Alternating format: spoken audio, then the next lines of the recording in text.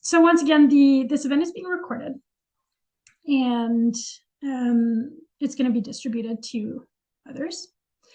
I just going to introduce myself a bit. I kind of like that this is a smaller group because then we'll get to really chat. But to introduce myself, I'm a dramatherapist. I graduated from the Concordia master's program in 2019. And so kind of a bit how I got into private practice. Like I was saying, as a student, it wasn't even on my radar. But I did my first year practicum at Expression La Salle. Oh, we got someone coming in. I did my second year practicum at Dr. Julien, and loved both of those things. I worked in schools before being a dramatherapist, worked with kids a lot. And then I graduated. I did some group work with OMETs. I got a really cool job in an eating disorder clinic where we would be working with the intensive program. I didn't work as a dramatherapist, but we knew there was eventually I would start having workshops and whatnot with them. And then COVID happened. So everything that was group-based just kind of stopped. Hi, Juliana. Lennon's coming in. So everything had to stop. I fortunately got fired, which made me eligible for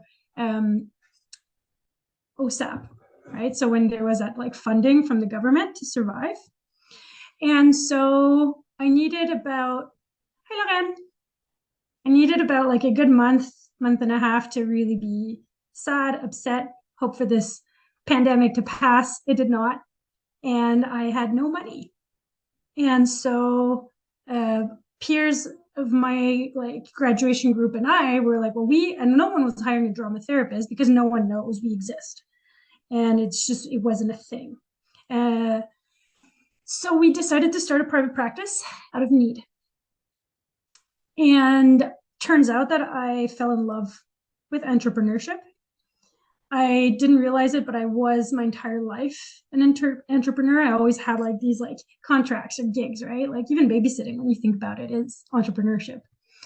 And we kind of had to figure it out as we went. And we did this work through our peer supervision group. It was really lovely, but it was really stressful. We had no one to turn to. So the first few months, we didn't know what we were doing, where to apply, what do we do? How do I advertise as a creative arts therapist? Because I'm kind of a counselor, but that's not really what I'm doing. And so what happened is that I eventually made a really important decision, and I joined a membership. It was called the Holistic Business Academy to learn about business. This membership just closed. Actually, it transformed into a think tank, which is kind of a bit more advanced. Highly recommend Sarah M. Chappelle, I think, Chappelle.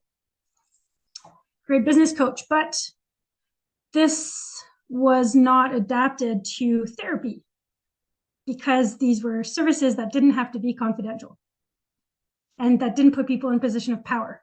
And I was like, okay, so I'm going to go see private practice memberships. I love the membership model. This is great. It's really helping me. I developed more in 2 months than I had in the 6 months before. And then I go into the private practice memberships for therapists, and I was bored out of my mind. And I found that I always had to explain what I was doing. No one understood the point of creativity. People would always ask me yeah, but okay, you're doing art, but how is this bringing this to this very smart, specific goal kind of thing? Or it was also very based in the US. So a lot of the knowledge that I had, that was given to me about insurance, about pricing, about associations, it just didn't apply. So I'd say the past 3 years has been a lot of for me, a fun game of okay, let's try to mix and match and shove things together so that it kind of works for what I'm doing. And in the past year or so, there's a lot of people who started reaching out to me and asking me questions. How do you do it? What do you do as a creative arts therapist? What was your process? And I became a Canadian counselor as a way to have access to Psychology Today. I became a naturopath as a way to help people get access to insurances. I am not part of an order. It is possible to make a living as a creative arts therapist, not part of an order. So all of these things kind of came together, and I started thinking about this idea of myself building a membership for people. And this is kind of why we're here now, is I just was like, hey, like, would someone be interested in this? Because I've been helping people a lot, and honestly, it's starting to be a lot of work for me to meet people one-on-one and answer all of these questions over and over again. And people feel alone. That's what everyone keeps coming back to. Everyone's feeling alone. No one feels like they belong. Everyone's always like, I'm the only creative arts therapist. I'm the only drama therapist in this work that I'm doing. Or I'm doing case management. I'm not doing what I was trained for. Or, okay, I'm going to start working for this, but there's no jobs for us. Or I'm going to wait 5 years. That was my plan. Oh, I'm going to wait 5 or 10 years, get enough experience to start a private practice. And why? There's no reason other than we think we're not good enough. And I'm just really I was getting really tired of this idea of creative arts therapists not deserving to make money, the work that we do not being valuable, or associations trying to set up all these really cool events, but everyone being burnt out all the time because we don't have enough money to survive. And always wanting to put the client first, and that's great. But we can't reproduce this pattern of self-sacrifice. Working in community, I took on a bit of a job at Expression Lassade for a while. It was really lovely. And I started looking around, and in community work, therapists, I hope it's going to change in the next few months because it's amazing, powerful work. And people never get full-time jobs, so they never have access to like benefits. So we're at this point, I felt like we were at this point, my colleagues and I, we agreed of this kind of like weird in between, we have to fight to prove what we're doing. And I'm just really getting tired of it. And then a lot of people were asking me about questions. So I was like, you know what, I'll just do one big group call. Actually, thanks to this for being the first one to reach out. I'm just going to do one big group call so I can answer your questions and let you know in a bit more of a clear way, okay, what did I do? And yes, at the end, I will take 10 minutes to talk about this membership that I'm launching for us. So that y'all don't have to do the cobbling together work that I did. And so that we can work together, and there's a bunch of stuff like that, and other people are going to be watching this that that I don't. But that at least we get to have this space that I will be sustained, because we deserve to be paid for work, that I will be sustained and make sure that we are in a space for us, by us, where we don't have to compromise. The other part of that is that when I graduated, I started doing a more extensive training in anti-oppression. The master's was this really amazing opportunity to really confront a lot of my own privilege, a lot of the biases I had and still have, definitely. I'm still working on it. A lot of the things I wasn't seeing. And doing this work in private practice started making me realize how actually small businesses are anti-capitalist. If we put the person at the center, if we do not think about this as a way to make money, but as a way to sustain ourselves and each other. And bringing the money back to a circle rather than this like pyramid thing that's happening, that's scooping up all of the money to the top, right? I'm thinking BetterHelp right now is like this big thing of like, oh, you get therapy for $5. That's amazing, but their therapists are barely surviving. And that's just repeating this violence. And so how being our own bosses, and especially people who have historically been like oppressed and marginalized, and who resources have not like been taken away from, how important having access to these resources and choosing where we put it, who we give it to, who we give voices to. So I do want to take a moment to highlight Kathy. And we kind of started in a softer way. So I'm going to do it now. And to highlight also, what allows me to be here is that we're on unceded territory. I'm on the unceded territory of Jojage, of the Ganyangahaga people, the people of the Flint. And so how I can use my private practice to decide who I serve, how I serve, and where this money goes to.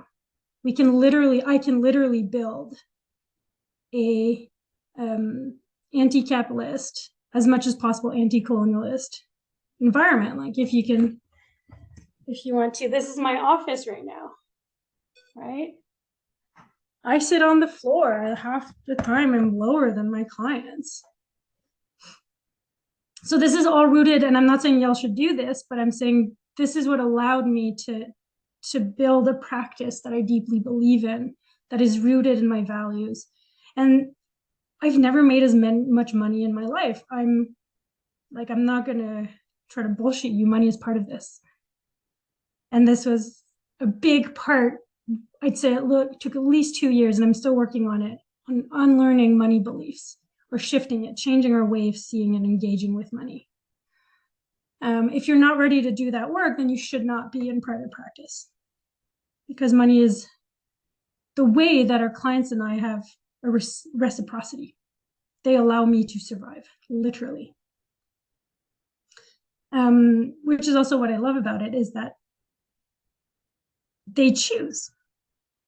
I don't need to convince them to work with me. They find me and they decide whether or not I'm worthy for them to hire me. And then anyway, so there's a lot in that. So kind of in this call, I wanted to talk, so that I think the most important decision that I've made for this was committing to engaging with my practice as a business, and committing to getting the help, the training, the support around it to do that work, which is we're not taught, or at least I wasn't taught as a creative arts therapist. The other thing is, the second thing was to not do it alone. This wouldn't have been possible without my group, which I'm going to give a shout out to Florian Gal, Flo Gal, Bailey Carter, Susie Showers, Shay is with us. So we're kind of getting in and out, but having this community. And recently we did with the association, I'm part of the in-person event for Montreal. And we did a photo shoot. We're getting the photos in the next few weeks. We're just letting you know.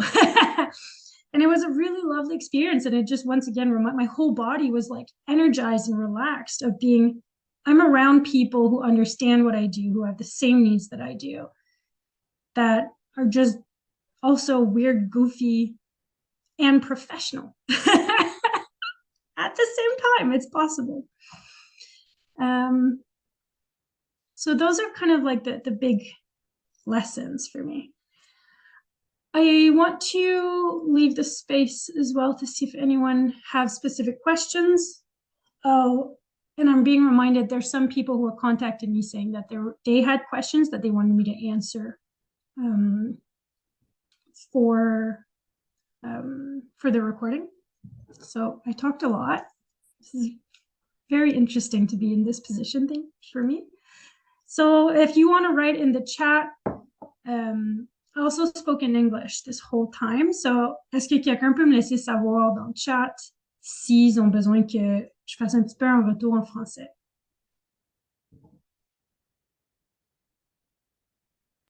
Well, Natasha, I want to thank you for all this talk. I really feel it. The things you've talked about, relationship with money, this entrepreneurship, I've been intensively studying it, recently, I'm following, coaches, that's exactly the work that I'm doing right now. I feel so I don't know, so relatable that seeing someone ahead of me also went through the whole process. So I have a few questions that is more related to the business model, if that's okay. And here are my 3 questions. Pick whichever. So first is the proportion of your clients that come with insurance covered and insurance non-covered.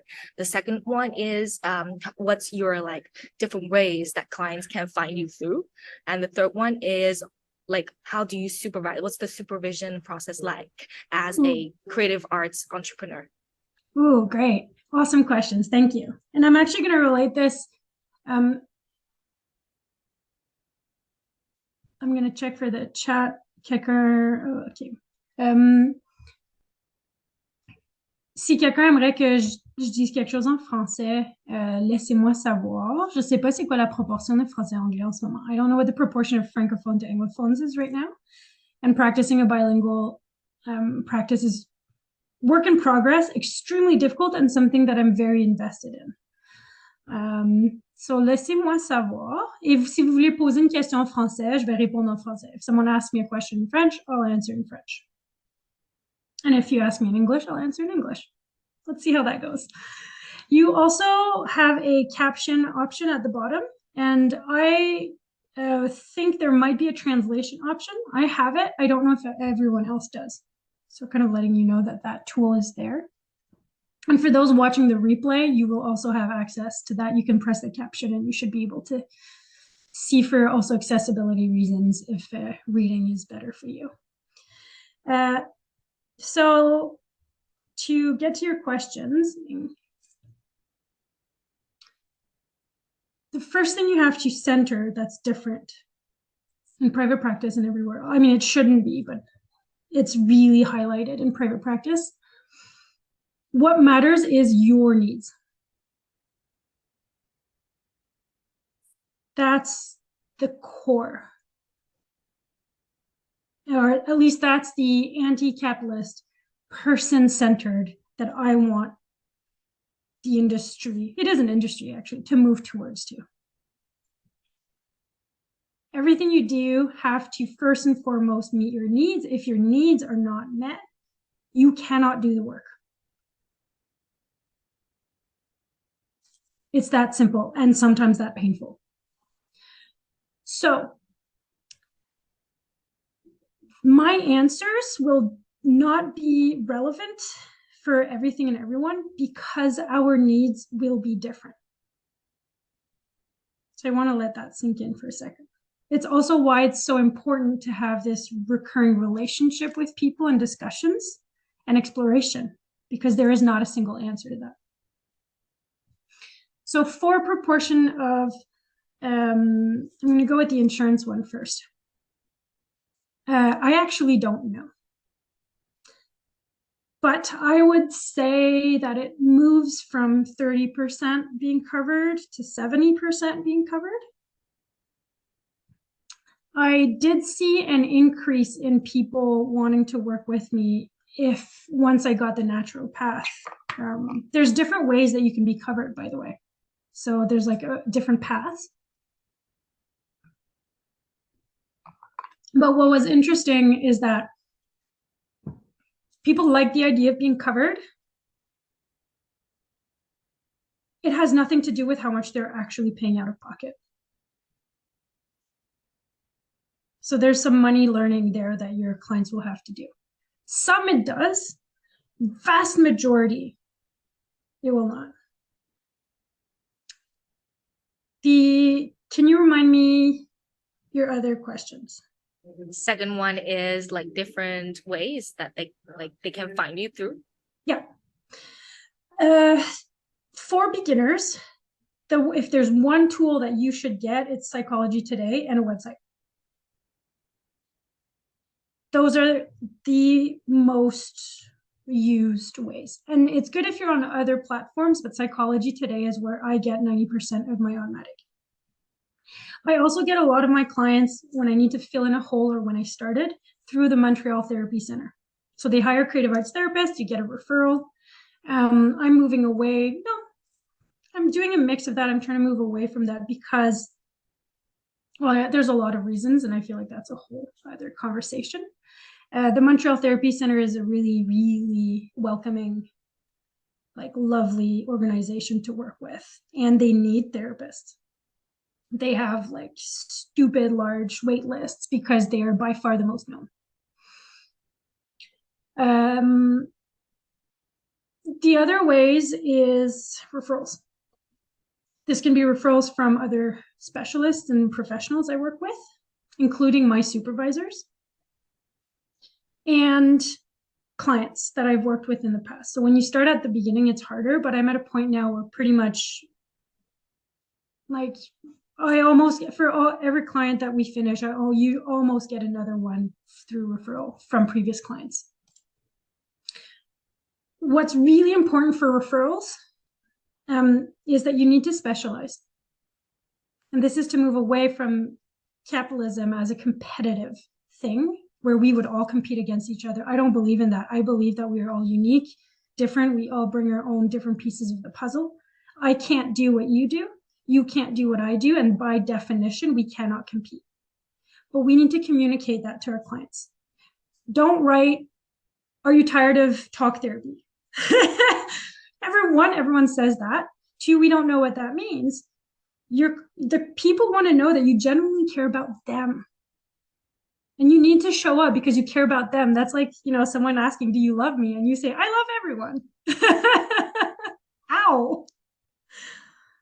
So if you find the people and the themes and the issues and the ways that you really love working with, it takes some time. That's also okay. You don't need to know right away. But work towards that. And you can always change it. Like one day you can write on psychology, today you work with kids, and the next day you can say you're working with, I don't know, violent fathers who have childhood trauma. Like nothing's stopping you from doing that. Don't do it unless you want to and feel competent enough to do it. But so that's a whole other process as well as figuring out what your niche is. That's kind of the word. Right now, mine is TUS LGBTQ plus, multicultural, neurodivergent, specifically gifted and ADHD and autism. Those are like my thing. And Indigenous people who are victimized by violence. I leave it at that. I can't go into more details, but I still have some work to do around that. But it's been enough for people to be like, yes, okay. And the other thing is that if you talk about your values and what you believe in and the way that you work, then people will be able to find you based on who you are as a person, including your identities. I've had people reach out to me because I'm young, because I'm blonde and white, because, yeah, for real. Both because they're racist and because they wanted to get to be angry at a white person in a safe space. And I'm like, yeah, sure, I'll be that person.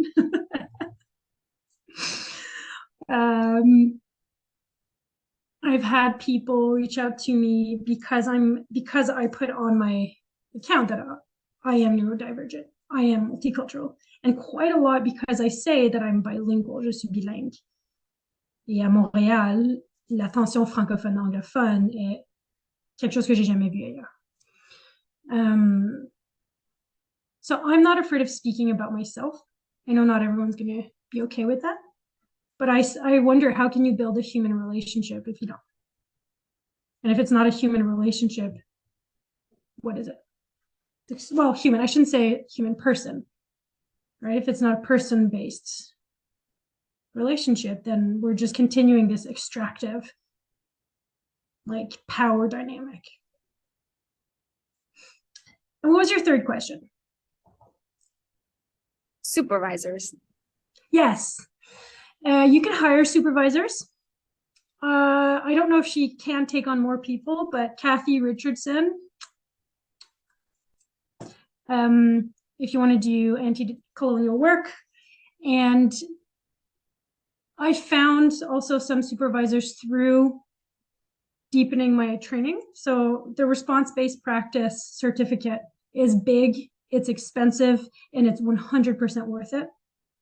You get a series of different supervisors there, and they refer you to other like anti-colonial or trained people who have this mentality and who are tired of violence. And it's hard work, so we need a lot of us. So that's where I got my current supervisor, who's Jessica. Can't remember her last name. Names are not my strength. Work online. And then I have a peer supervision group. So something that I'm playing with in the membership idea is maybe if enough people want to have peer supervision, well, we can do that. We can connect you to each other based on your schedules, kind of thing, Why not? Highly recommend supervision. Like, even they say the first 5 years, but always. Yeah. Thanks for those questions. Thank you so much. Thank you. I'm going to answer one of the questions I know was submitted, which was how to have an anti-racist sliding scale. And someone else asked, how can you have a sliding scale that sustains you? So I'm going to kind of put them together. Come back to your needs need to be met first. You charge based on what you need. And so if you do not make enough money, you cannot take on people who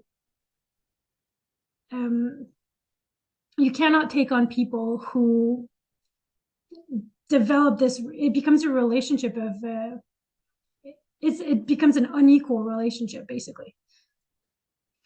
So what that amount is a whole conversation on itself.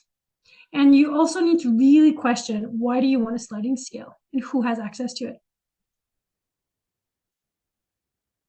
If you want to be anti-racist, your white people shouldn't be on that scale. Let's be honest, as easy as that, right? If that's your intention. It doesn't, if you want to be anti-oppressive, like for me right now, my scale is only open to Black, Indigenous, and trans people.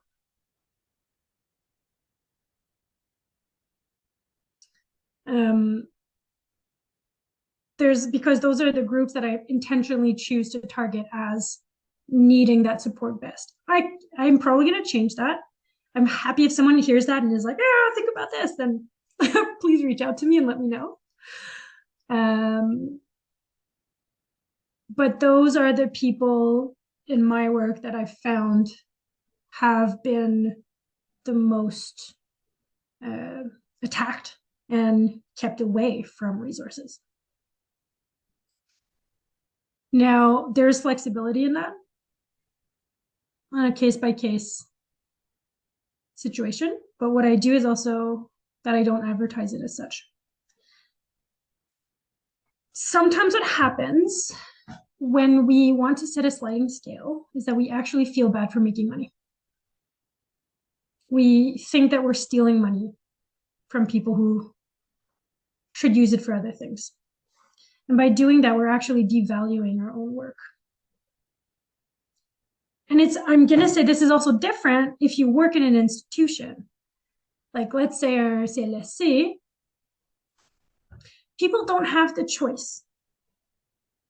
They don't get to choose who they work with, right? So that's a different issue. But in private practice, they choose, they decide. So they approach you with consent. You're not forcing them to do anything. The other part of that is going to be how many people you can see in a certain amount of time, or what other kinds of contracts do you get. So the way that you build your sliding scale, maybe you want your scale to be under a certain amount because you want it to be accessible and you deeply believe that, therapy should be cheap. Okay, that's your right? You get to decide that, but you have to have your needs met. So if you want that for your private practice, you have to make sure that you have other things supporting you. Whether it's a partner, a family, another business, another contract. But at the end of the day, it comes back to making sure that your needs are met. And I tried it at the beginning, I really did. And I ended up being resentful. And I didn't invest unconsciously. I didn't invest as much time and effort and to the ones who didn't pay as much because I needed to get paid. Interestingly, since I've upped my rate, and this is also not a statement on anyone and what you should do, my experience was that when I upped my rates higher than I'm comfortable with, I've had as many people, if not more, reach out to me. And people do not argue with the value of my work, with my schedule, or with my sliding scale nearly as much. And I actually have more cases where people can charge literally what they can. And sometimes that's $5. But I do this with intention and a very strong knowledge of my boundaries. I know how many clients I need at which rate in a week or in a month to make sure that I can have space for those other clients. This is an ongoing conversation, right? Your needs change over time. Who you are, what you believe in changes over time. So it's also something that I think is important to keep coming back to. Does anyone who's here have any questions about that statement?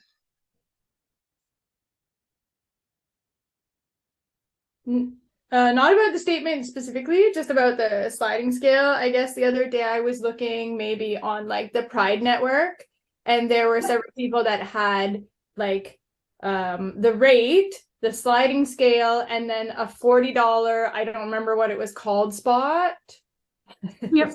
It's called something else, and I thought that was an interesting thing. I just wanted to go back to the supervision for a minute. You were saying Kathy Richardson is great. I'm wondering about arts-based supervision, and are you able to find that? Is Kathy doing that for you, or? No, but Jessica is, and I'm really frustrated with it. I'm gonna look up her name right now. But it's not Jessica from the program. It's not Jessica from the program. Right. Okay. It's only Jessica I can think of. Good, very solid. Okay. Very solid. So there's actually quite a bit. You might be able to find them through your associations. And, once again, in the membership, if there's someone who's like, I offer supervision, you can connect. It's not a closed, the purpose of these kind of spaces is that we get to connect with each other, right? We know where to find each other because we're kind of all over the place. But yeah, you can definitely find. I will say that finding creative arts therapists in private practice specifically is very difficult. As of now, a lot of us work in different kinds of institutions or in community centers and that kind of spot. But it's not impossible. So wait, let me find. And for your peer group, are you using arts, sort of arts-based peer group, or is it mostly talking? My current peer supervision is mostly talking. That's just the way that we've decided to start. My sessions so it's Jessica Ganton Stanley is her name. Her profile, her business name is Art Tree Healing. She's great. We do art. It's art making within. And that's another thing that I'm tired in a lot of these spaces. And even now we're talking, but we're not doing art. And that if we're really engaging with our identities as creative arts therapists, we should bring it in. So, and I thank you for reminding me of that, actually. So you're encouraged to do art right now, to be moving around. I'm actually on a wiggly stool.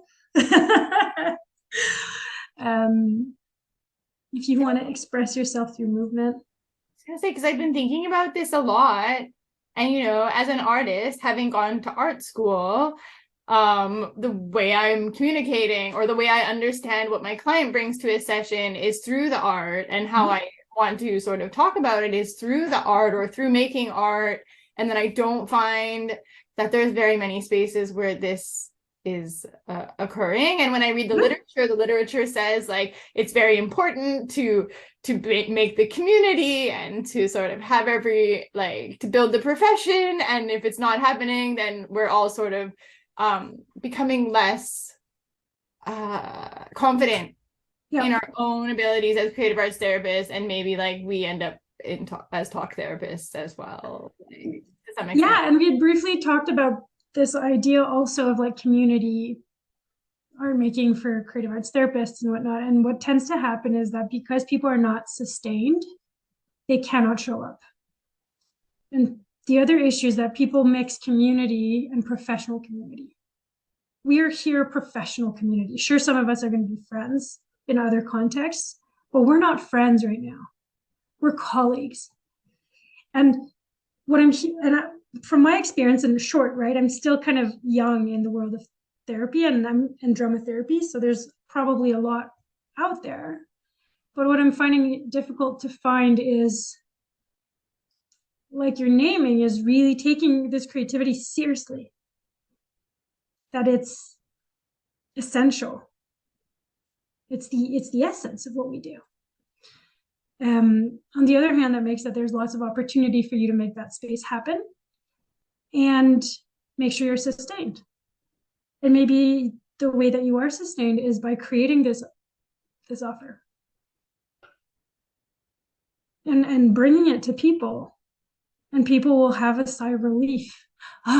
We needed this. This is what quote unquote marketing should be about, right? I'm not trying to make you do something you don't need. I'm seeing a need and I'm bringing it to you, and I want us both to be sustained by it. So we need to value our work in a world that uses money, in a society right now that uses money as energy. If we do not get the money and we do not get the energy in another way, we will burn out.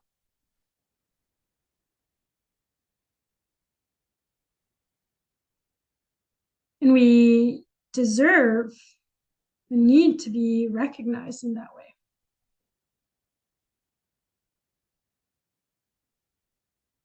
This is what my business coach calls a bit of a spiky perspective, right? And people might disagree with me, and I'm happy to be that conversation. But the caretaking world in general, this is an issue not only for creative arts therapists, though, right? The caretakers and the artists are put in these positions of having to do the work for free. Why? Who benefits from that?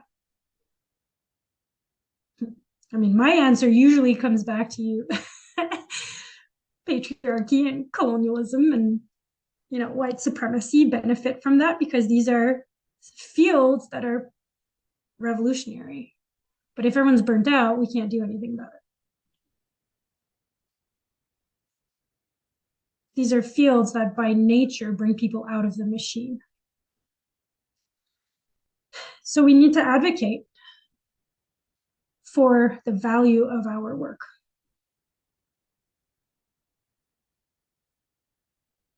And the way to do that, or one way to do that, is to make sure you get paid. And make sure that the right people get paid the right amount.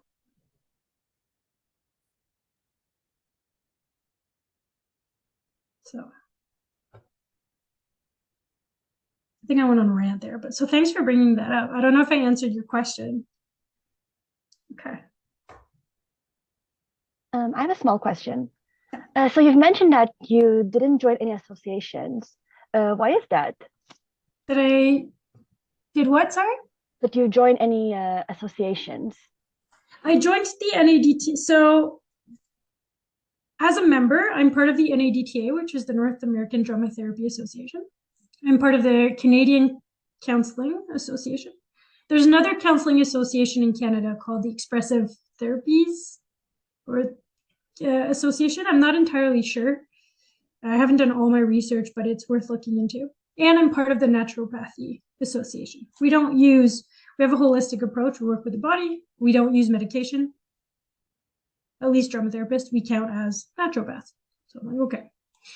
For organizing events, and that's a good question. So associations, from my understanding, are supposed to be doing that clinical building, community building, and to make sure that the professional members get their needs met.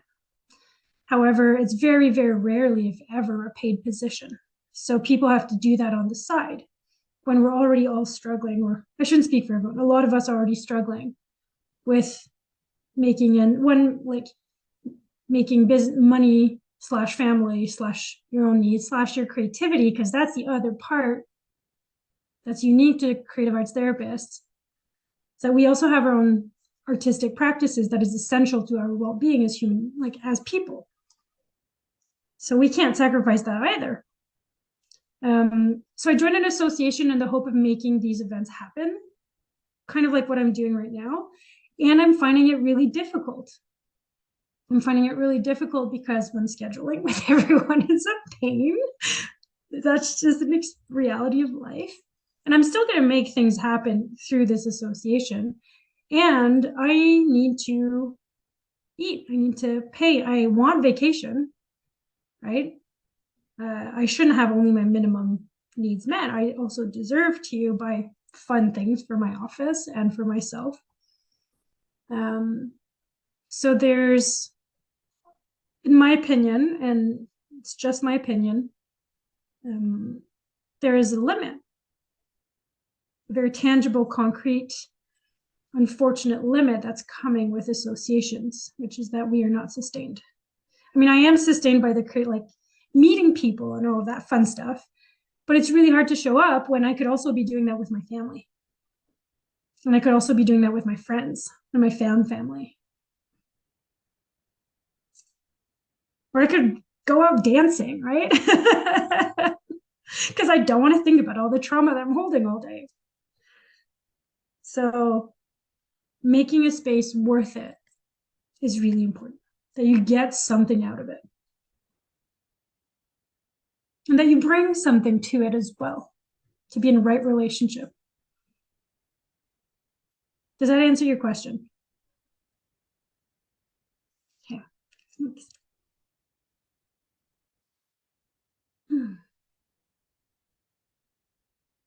wondering if there's anything else. Est-ce qu'il y a quelque chose d'autre, une question pour les gens qui sont plus silencieux en ce moment?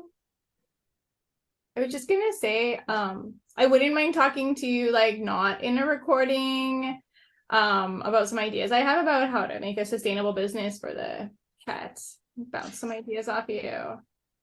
Yeah, and I'm gonna make it It's not in a recording for like everyone to take.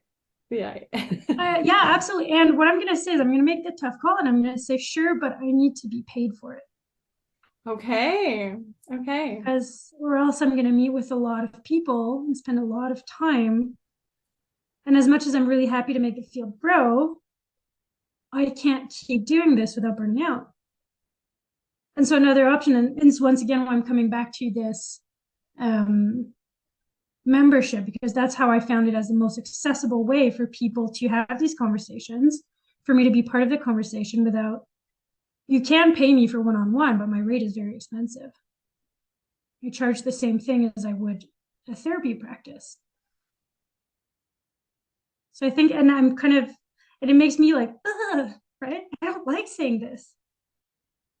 And I think that it's important. I'm wondering how you receive that, or we can check in after if you want. I can stop. I was gonna say I was just put off for a second, because my ideas are also about like a collective. But I totally respect what you're saying. I think it is important what you're saying. And I'll just wait till the end to hear about your membership. No worries. If you don't want to stay for that part, you don't have to, right? I don't want to take your whole time. So anyway, Isis. Oui, désolée, j'ai pas de caméra. Est-ce que vous m'entendez bien? Oui. OK. Oui, ben moi, j'avais des questions peut-être plus techniques. Je me demandais, tu sais, par exemple, parce que j'ai vu un peu passer peut-être sur Cat, par rapport à tout ce qui est de travail administratif, de la pratique, est-ce que tu as, par exemple, les gens que tu connais, un comptable particulier qui connaît votre situation, est-ce que c'est complexe d'amasser tout ce que tu dois amasser pour les impôts? Oui, excellente. Excellente question. Je vais te dire ce que moi je fais. OK. Et j'ai pas fait toute la recherche du monde. En fait, c'est intéressant, j'avais cette discussion avec Fiona qui va regarder cette vidéo. Hi Fiona. Puis on jouait avec l'idée, encore une fois, on pourrait faire un regroupement peut-être avec les cats, peut-être les membres, ou si en fait proposer ça pour les membres du membership, d'avoir un comptable commun. C'est d'être plusieurs différentes personnes en pratique privée qui ont le même comptable. Pour l'instant, c'est pas le cas. Moi, j'ai engagé une compagnie qui est comptable et qui fait mon bookkeeping en même temps parce que je suis neurodivergente et je ne le fais pas. Et je paye beaucoup d'argent parce que sinon, je ne le fais pas. Et si je ne le fais pas à la fin de l'année, c'est un gros problème. Je passe beaucoup trop de temps. Si je fais le calcul de combien de temps je sauve versus le temps que je peux travailler en séance puis ramasser de l'argent, ça vaut la peine. Mais ça, c'est pour moi, puis différentes personnes vont avoir différentes préférences. Ça fait que ça, c'est pour le comptable. Une fois que tu es en pratique privée, l'instant que tu fais plus que 30 000 par année, je recommande 100% d'avoir un comptable. Parce que c'est pas la même game que être juste que être employé. Puis à partir de 30 000 il faut commencer à charger les taxes. Ça, il y a comme tout un paquet de différents calculs de pourcentage. Puis eux, ils savent aussi qu'est-ce qui est éligible pour business expense. Ça pourrait être tout un appel aussi. Parce qu'il y a plein de choses qu'on est éligible pour pas avoir des taxes à payer à la fin de l'année. Mais comme à diminuer ton montant pour que tu aies moins de taxes à payer. Pour administratif, ce que j'ai trouvé, c'était toute seule, qui pour moi a vraiment valu la peine, c'est un système automatisé. Moi, j'utilise Simple Practice. Il est bon, je ne sais pas si je le recommanderais à tout le monde. Jane Practice aussi, dans ce que j'ai regardé, est utile. Sur le coup, on dirait que c'est cher. Je pense que je paye comme 90 $ par mois. Mais encore une fois, le nombre de temps que tu sauves, puis le fait que tu peux utiliser ce temps-là pour faire des choses que tu aimes, qui étaient bonnes, vaut la peine. Ça t'évite de... Tout ce que tu peux automatiser, automatise-le. C'est comme un investissement. Est-ce que ça répond à ta question? Oui, tout à fait. Ben, la deuxième partie de ma question, c'était comme à quoi, ben, je sais que c'est ton expérience, mais à quoi s'attendre au niveau de la proportion payée pour le local, mettons, en partant? Tu sais, Ouh! ouais, c'est ça.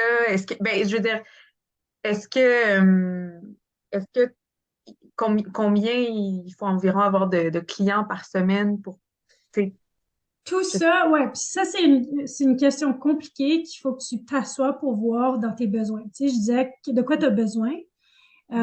C'est sûr que si tu payes un local, le coût de ta pratique monte, dont tes besoins, le coût de tes besoins monte, comme automatiquement. Ça veut dire peut-être plus de clients, plus de contrats, payer plus cher. Pour ceux qui commencent, le centre de thérapie de Montréal offre à l'heure. Mais tu n'as pas toujours accès aux heures que tu veux. Tu peux louer une salle de eux, mais à ce point-là, tu peux aussi louer ta propre. En fait, je vais faire un petit plug. Je connais 2 espaces qui seraient ouverts pour une location qui est pas très... Ça revient à 45 $, environ 45 à 60 $ par jour, comme pour une journée par semaine, par mois. C'est que si ça vous intéresse, vous pouvez me contacter. De mon expérience, l'instant où j'ai investi dans un espace, j'avais plus d'ouverture pour accueillir des clients. Mais il y a des gens qui vont peut-être préférer travailler en ligne. Moi, j'aime le hybride. C'est vrai que je sous-loue mon espace 2 jours par semaine parce que j'aime pouvoir alterner entre comme en ligne, puis travailler de la maison, puis avoir mon bureau ici, travailler en présentiel. Il y a des gens qui vont vouloir avoir juste leur espace. Il y a des gens qui vont vouloir quelque chose de plus collectif. Alors, c'est difficile à répondre au début parce que ça dépend de tes besoins. Est-ce que tu as quelque chose comme plus précis ou t'es... Une manière d'y penser, en fait, c'est combien de clients de plus par semaine est-ce qu'il faudrait que je travaille pour que ça paye? ouais, c'est plus, je me demandais en lien avec les impôts, tu as un peu répondu avec le montant à payer d'impôts. Tous les frais de bureau sont enlevés compte comme une exemption d'impôt, genre. ils enlèvent ça à la fin de l'année de ton salaire, puis ça diminue ce que tu dois comme impôt à la fin. Tout tes business expenses. Parce que toi, tu es autonome, dans le fond, c'est ça? Oui, exact. Travailleuse autonome, OK. Merci. Ah ben, c'est coupé. Ça a-tu répondu à ta question cette fois-ci? J'étais comme... Oui, désolée, c'était vraiment pointilleux, là, mais ouais. Non, c'est pour ça qu'on est là. Je me demande juste au niveau de la viabilité, tu sais, comme incluant ce que tu dois à la fin de l'année, ce que tu dois, tu sais, comme, est-ce que au début de ta pratique, mettons, tu étais capable d'avoir quand même à la fin du mois assez pour payer tes factures, tu sais, ou c'était comme d'autres entrepreneurs pendant un an très difficile, c'est ça que je me demandais. Euh, oui, ça a pris un peu de temps. J'ai commencé juste en ligne. Ensuite, j'ai commencé à louer de l'heure.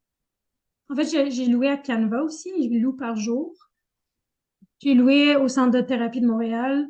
Puis ensuite, je me suis retrouvée ici parce que j'ai remarqué plus que je louais, puis plus que c'était mon espace, plus de clients que j'avais, puis mieux j'étais.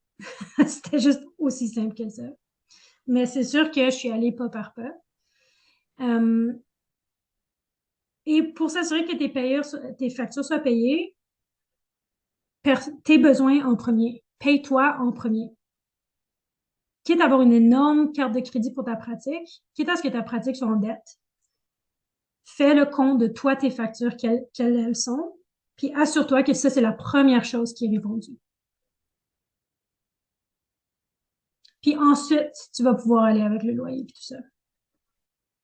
Mais si tu aimes le présentiel, oui, ça vaut la peine. Et ça veut dire vraiment t'asseoir avec combien tu charges.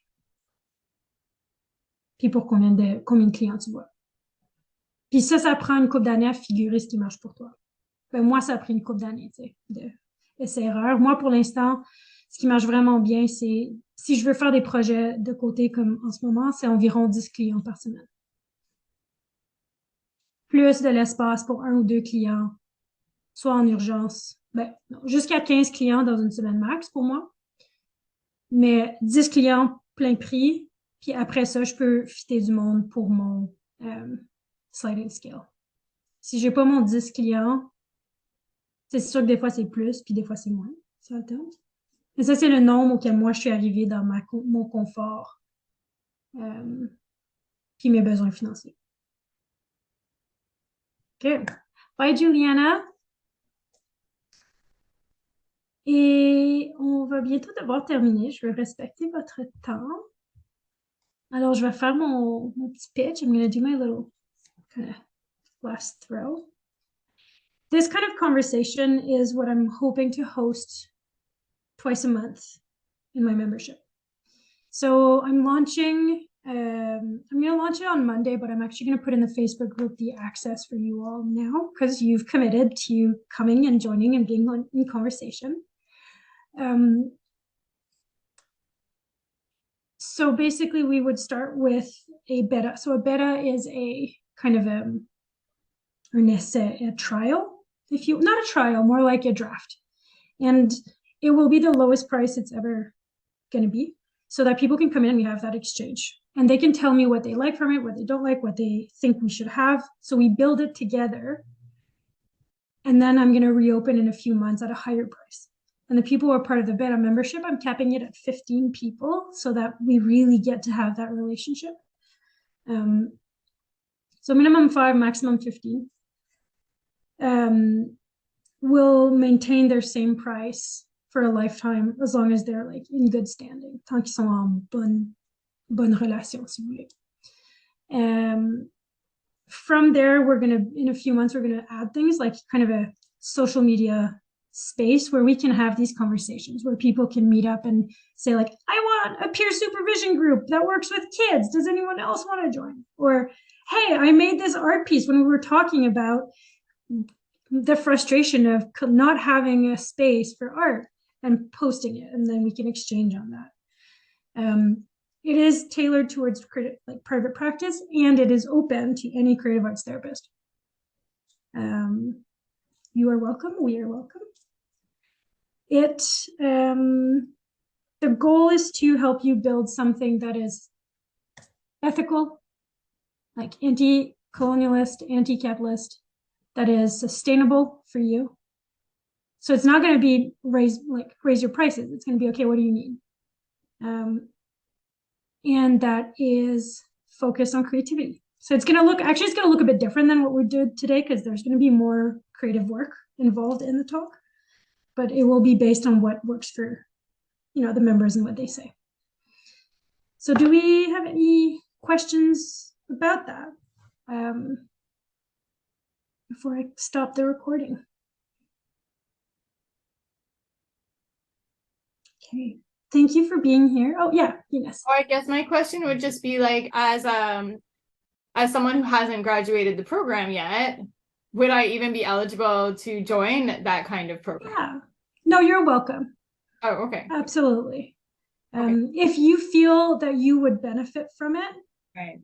Okay. And I think that students having the network, meeting other people who've been through it and getting to ask these questions on a regular basis is really important. Okay. But it's also, if you can invest the time and energy, that's on you to decide. Yeah. Okay. I'm going to stop the recording. I did not record. I thought it recorded automatically. Oh no. No, it is recording. Okay. I don't know how to make it stop. I think it has to end with the call. So actually, Venus, I do want to kind of give you that space as well. I was going to say, I think you can just press the record button again. Because I didn't. I'm going to say goodbye. We're going to end, and I'm going to touch base with you, Venus. Okay. Sure. No problem. Bye. Bye. Thank you. Thank you. Bye. Bye, Sabrina. Bye, Zis. Bye, Lorraine. Bye. Merci, Natasha. Merci beaucoup. Bye.